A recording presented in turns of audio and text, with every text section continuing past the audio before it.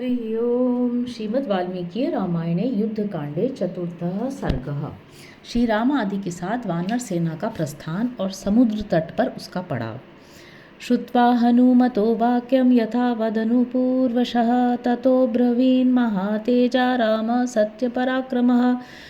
हनुमान जी के वचनों को क्रमशः यथावत रूप से सुनकर सत्य पराक्रमी महातेजस्वी भगवान श्री राम ने कहा, यन्निवेदयसे लंकां पुरीं भीमस्य रक्षसः क्षिप्रमेनां वधिष्यामि सत्यमेतत् ब्रवीमि ते। हनुमान, मैं तुमसे सच कहता हूँ, तुमने उस भयानक राक्षस की जिस लंकापुरी का वर्णन किया है उसे मैं शीघ्र ही नष्ट कर डालूंगा। अस्मिन् मुहूर्ते सुग्रीव प्रयाणमभिरोचय युक्तो मुहूर्ते विजये प्राप्तो मध्यम च वाकरः। सुग्रीव, तुम इसी मुहूर्त में प्रस्थान की तैयारी करो। सूर्यदेव दिन के मध्य भाग में जा पहुँचे हैं, इसलिए इस विजय नामक मुहूर्त में हमारी यात्रा उपयुक्त होगी। दिन में दोपहरी के समय अभिजित मुहूर्त होता है, उसी को विजय मुहूर्त कहते हैं। यह यात्रा के लिए बहुत उत्तम माना गया है। यद्यपि भुक्तौ दक्षिण यात्रायां प्रतिष्ठायां द्विजन्मनि आधाने च ध्वजारोहे मृत्युदः स्यात् सदाभिजित। इस ज्योतिष रत्नाकर के वचन के अनुसार उक्त मुहूर्त में दक्षिण यात्रा निषिद्ध है, तथापि किष्किंधा से लंका दक्षिण पूर्व के कोण में होने के कारण वह दोष यहाँ नहीं प्राप्त होता है। सीतां मृत्वा तु यत् यातु क्वासौ यास्यति जीवितः सीता श्रुत्वाभियानं मे आशामेष्यति जीविते जीवितान्ते मृतं स्पृष्ट्वा पीत्वा मृतमिवातुरः। रावण सीता को हर कर ले जाए, किंतु वह जीवित बचकर कहाँ जाएगा। सिद्ध आदि के मुंह से लंका पर मेरी चढ़ाई का समाचार सुनकर सीता को अपने जीवन की आशा बंध जाएगी। ठीक उसी तरह जैसे जीवन का अंत उपस्थित होने पर यदि रोगी अमृतत्व के साधनभूत दिव्य औषधि का स्पर्श कर ले अथवा अमृतोपम द्रवभूत औषधि को पी ले तो उसे जीने की आशा हो जाती है। उत्तरा फाल्गुनी हैत्य श्वस्तु हस्तेन योक्ष्यते अभिप्रयां सुग्रीव सर्वानीक समावृताः। आज उत्तरा फाल्गुनी नामक नक्षत्र है, कल चंद्रमा का हस्त नक्षत्र से योग होगा, इसलिए सुग्रीव हम लोग आज ही सारी सेनाओं के साथ यात्रा कर दें।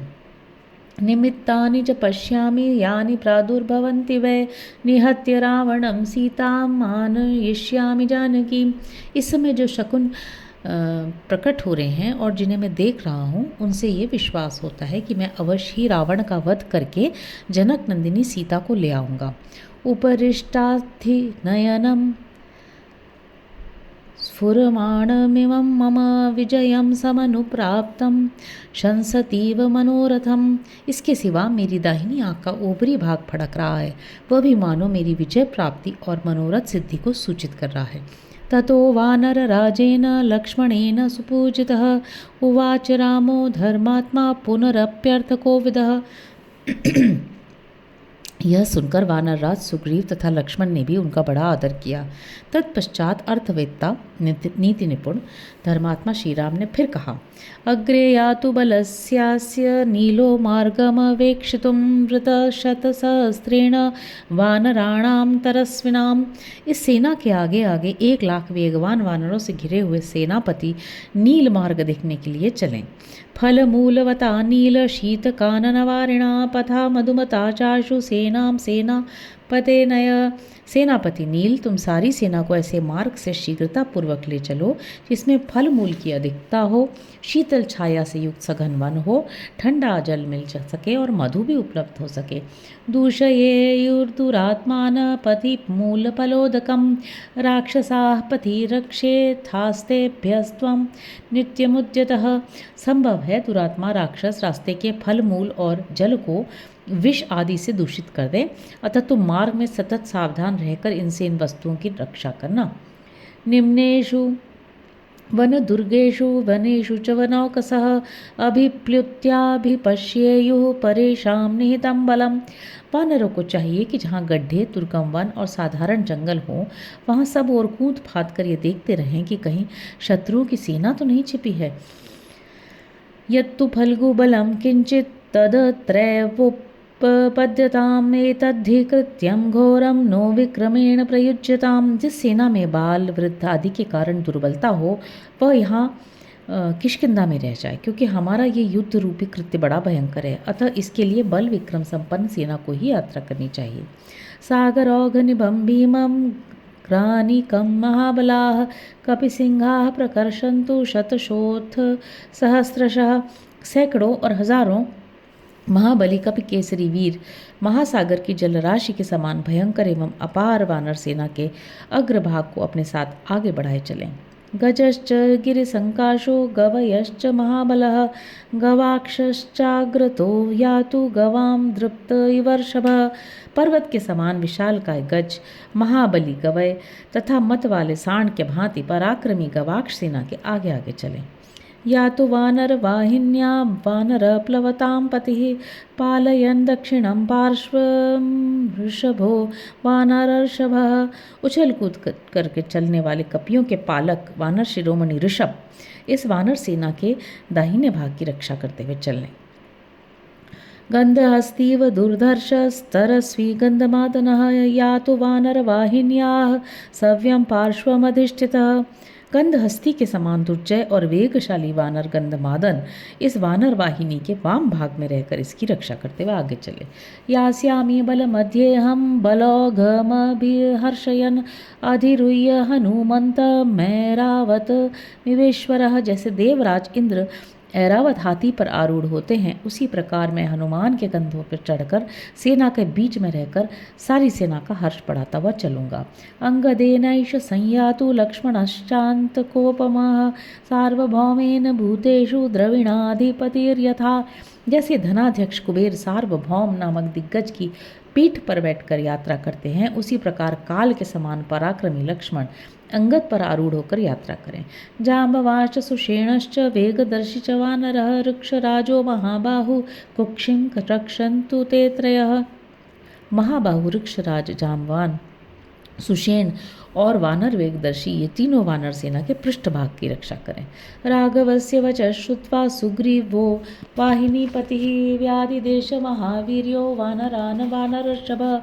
रघुनाथ जी का ये वचन सुनकर महापराक्रमी वानर शिरोमणि सेनापति सुग्रीव ने उन वानरों को यथोचित आज्ञा दी। ते वानरगणाः सर्वे समुत्पत्य महाजसः गुहाभ्य शिखरेभ्यश्च आशु पुप्लु विरे तदा। तब वे समस्त महाबली वानरगण अपनी गुफाओं और शिखरों से शीघ्र ही निकलकर उछलते कूदते हुए चलने लगे। ततो वानर राजेन लक्ष्मणेन च पूजितः जगाम रामो धर्मात्मा ससैन्यो दक्षिणां दिशम्। तत्पश्चात वानरराज सुग्रीव और लक्ष्मण के सादर अनुरोध करने पर सेना सहित धर्मात्मा श्री रामचंद्र जी दक्षिण दिशा की ओर प्रस्थित हुए। शतैशतसहस्रैश्च कोटिभिश्चायुतैरपि वारणाभैश्च हरिभिर्ययो परिवृत्तस्तदा। उस समय सैकड़ों हजारों लाखों करोड़ों वानरों से जो हाथी के समान विशालकाय थे घिरे हुए श्री रघुनाथ जी आगे बढ़ने लगे। तम यान्तमनुयान्ति सा महती हरिवाहिनी हृष्टाः प्रमुदिताः सर्वे सुग्रीवेणापि पालिताः। यात्रा करते हुए श्री राम के पीछे वह विशाल वानर वाहिनी चलने लगी। उस सेना के सभी वीर सुग्रीव से पालित होने के कारण हृष्ट पुष्ट एवं प्रसन्न थे। आप्लवंत प्लवंतश्च गर्जन्तश्च प्लवंगमाः क्ष्वेलन्तो निनदन्तश्च जग्मुर्वै दक्षिणां दिशम्। उनमें से कुछ वानर उस सेना की रक्षा के लिए उछलते कूदते चारों ओर चक्कर लगाते थे, कुछ मार्ग शोधन के लिए कूदते फांदते आगे बढ़ जाते थे, कुछ वानर मेघों के सामने गरजते, कुछ सिंहों के समान दहाड़ते और कुछ किलकारियां भरते हुए दक्षिण दिशा की ओर अग्रसर हो रहे थे। भक्षयन्त सुगंधीनि मधुनि च फलानि च उद्वहन्तो महावृक्षान् मंजरी पुंजधारिणः। वे सुगंधित मधु पीते और मीठे फल खाते हुए मंजरी पुंज धारण करने वाले विशाल वृक्षों को उखाड़कर कंधों पर लिए चल रहे थे। अन्योन्यं सहसा दृप्ता निर्वहन्ति क्षिपन्ति च पतन्तश्चोत्पतन्यन्ये पातयन्त्य परे परान। कुछ मतवाले वानर विनोद के लिए एक दूसरे को ढो रहे थे। कोई अपने ऊपर चढ़े हुए वानर को झटक कर दूर फेंक देते थे, कोई चलते चलते ऊपर को उछल पड़ते थे और दूसरे वानर दूसरों को ऊपर से धक्के देकर नीचे गिरा देते थे। रावणो नो निहंतव्य सर्वे च रजनीचराः इति गर्जन्ति हरयो राघवस्य समीपतः। श्री रघुनाथ जी के समीप चलते हुए वानर ये कहते हुए गर्जना करते थे कि हमें रावण को मार डालना चाहिए, समस्त निशाचरों का भी संहार कर देना चाहिए। पुरस्तादृशभो नीलो वीर कुमुद एव च पंथानं शोधयन्ति स्म वानरैर्बहुभिः सह। सबसे आगे ऋषभ, नील और वीर कुमुद ये बहुसंख्यक वानरों के साथ रास्ता ठीक करते जाते थे। मध्ये तु राजा सुग्रीवो रामो लक्ष्मण एव च बलिभिर्बहुभिर्भीमैर्वृत्तः शत्रुनिबर्हणः।